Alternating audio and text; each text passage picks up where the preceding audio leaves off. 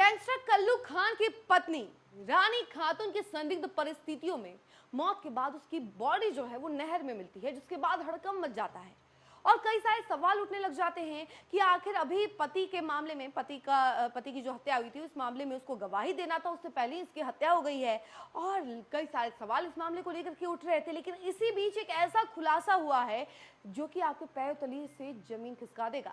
हम आपको इसके बारे में बताते हैं, लेकिन उससे पहले नमस्कार, न्यूज़ फॉर नेशन देख रहे हैं यहाँ पर मैं हूँ सानिया आपके साथ। रानी खातून जो कि कल्लू खान की पत्नी है और ये जो है इसकी बॉडी जो है वो नहर में मिलती है, जिसके बाद गांव वाले एकदम सोच विचार में पड़ जाते हैं। परिवार वाले हर जगह ढूंढते फिरते रहते हैं कि आखिर कहाँ चली गई।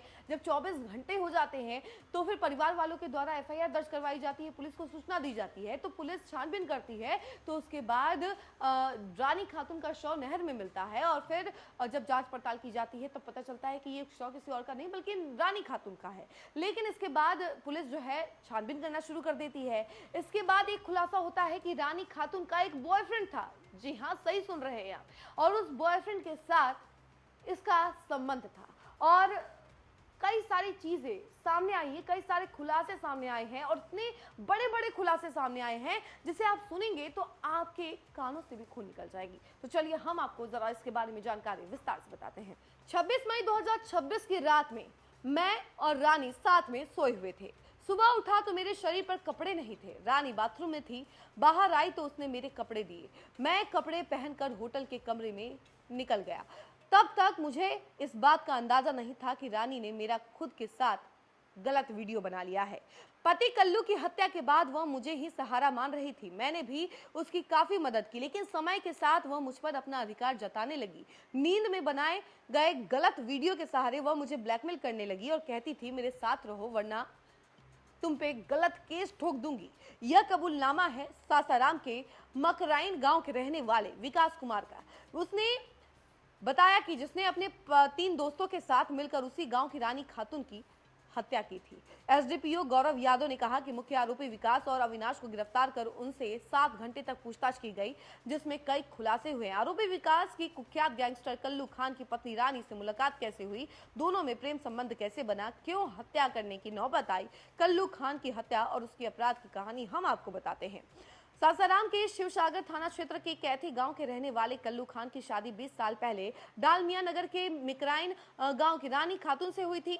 उस समय कल्लू एक साधारण व्यक्ति था और मैकेनिक का काम करता था। हालांकि उसकी गांव के ही इजहार खान से दुश्मनी थी। ग्रामीण अमित ने बताया कि जुए में कल्लू ने इजहार को 8,000 रुपए हरा दिए थे। इसके बाद गुस्से में इजहार ने अपने दोस्तों के साथ मिलकर गांव के सुनसान इलाके में कल्लू को बांधकर उसकी पिटाई की। दोनों के बीच सिर्फ जुए का विवाद ही नहीं था बल्कि गांव में वर्चस्व की लड़ाई भी चल रही थी। अपनी पिटाई का बदला लेने के लिए कल्लू ने अपने साथियों के साथ मिलकर इजहार पर गोली चलाई। हालांकि इजहार बच गया। इसके बाद कल्लू ने इजहार के लोगों को एक एक कर पीटा और कैथी गांव में अपने नाम का खौफ कायम किया। इजहार पर गोली चलाने के मामले में रोहतास पुलिस ने उसे गिरफ्तार कर जेल भेज दिया था। साल 2021 के अगस्त महीने में कल्लू खान जमानत पर जेल से बाहर आया। उसी साल नवंबर में पंचायत चुनाव होने थे। कल्लू ने गांव में अपने साथियों और सहयोगियों से राय मशवरा कर राजनीति में उतरने की तैयारी शुरू की। करीब 3 महीने तक जोर शोर से तैयारी की, लेकिन ऐसे मौके पर उसका नामांकन खारिज हो गया। इसके बाद उसने कोनार पंचायत से अपनी पत्नी रानी खातून को चुनाव मैदान में उतारा। कोनार पंचायत में 26 नवंबर को मतदान होना था। पत्नी का नामांकन कराने के लिए कल्लू रानी को बाइक पर बैठाकर कैथी गांव से रोहतास जा रहा था। गांव से बाहर चौड़ इलाके में पहले से घात लगाए 6 बदमाशों ने उन्हें घेर लिया। इसके बाद बदमाशों ने कल्लू पर ताबड़तोड़ 13 गोलियां चला दी, जिसके बाद जो है उसकी मौत हो गई और इस घटना की एकमात्र चश्मदीद उसकी पत्नी रानी खातून थी। पति की हत्या के बाद रानी खातून गांव पहुंची और पुलिस और परिजनों को बताया कि सभी आरोपी मुंह पर कपड़ा बांधे हुए थे। पति की मौत के बाद वह बेहोश हो गई। हालांकि उसने इतना जरूर सुना था कि हमलावर आपस में कह रहे थे कि इस्लाम में महिलाओं को मारना गुनाह है, इसलिए उसे छोड़ दो। रानी ने कहा मुझे पूरा भरोसा है कि वे सभी इजहार के गुंडे थे और इजहार खुद भी वहां पहुंचा था। रानी की मां हुस्नारा खातून ने बताया कि पति की हत्या की एकमात्र चश्मदीद गवाह होने के कारण उन्हें डर था कि इजहार के लोग कभी भी उसका हत्या कर सकते हैं। इसकी वजह से मायके वालों ने उसे अपने पास बुला लिया। वहीं वह जो है यहीं रहती थी और अपने बच्चों को पढ़ाती थी। पिछले 5 साल में उसका किसी से कोई झगड़ा विवाद नहीं हुआ था। परिवार वालों के मुताबिक इजहार की भतीजी ने शुक्रवार को व्हाट्सएप कॉल कर रानी से करीब आधे घंटे बात की थी। इसके बाद रानी शनिवार सुबह बाजार जाने की बात कहकर घर से निकली और लेकिन पूरे दिन वापस नहीं लौटी। शाम को थाने में उसकी गुमशुदगी की एफआईआर दर्ज कराई गई। 3 दिन बाद उसकी लाश बरामद हुई। परिवार वालों का कहना है 7 जुलाई को कल्लू हत्याकांड में गवाह के तौर पर रानी की कोर्ट में पेशी होनी थी।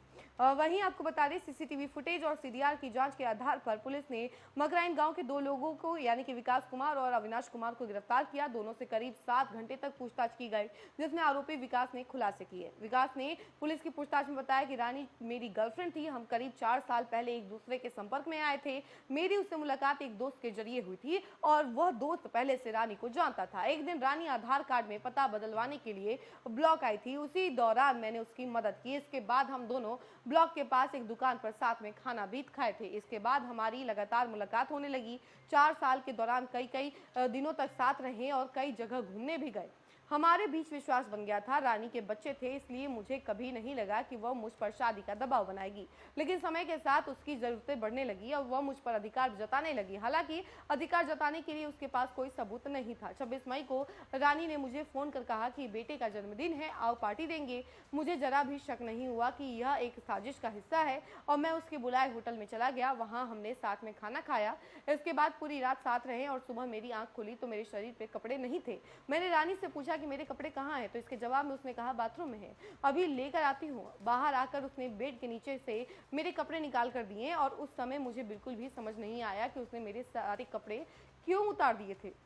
इसके 2 दिन बाद यानी 28 मई को रानी ने मुझे फोन कर कहा कि अब साथ में रहते हैं, शादी कर लो। यह सुनकर मैं चौंक गया। मैंने कहा कि हमारे बीच ऐसी कोई बात नहीं हुई थी। इस पर वह भड़क गई और उसने धमकी दी कि अगर शादी नहीं की तो तुम्हारे पास काफ़ी फोटो और वीडियो है और वो उसको उस मामले में फंसा देगी। इसके बाद वह लगातार फ़ोन करने लगी और मिलने के लिए दबाव बनाने लगी।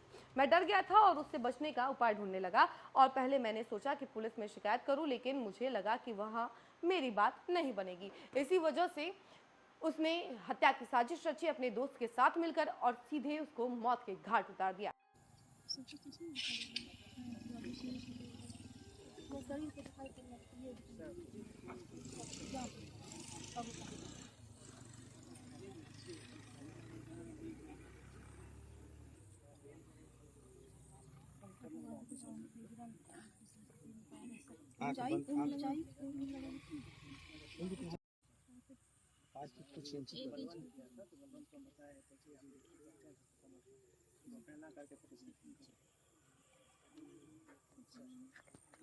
तो ये थी रानी खातून की कहानी।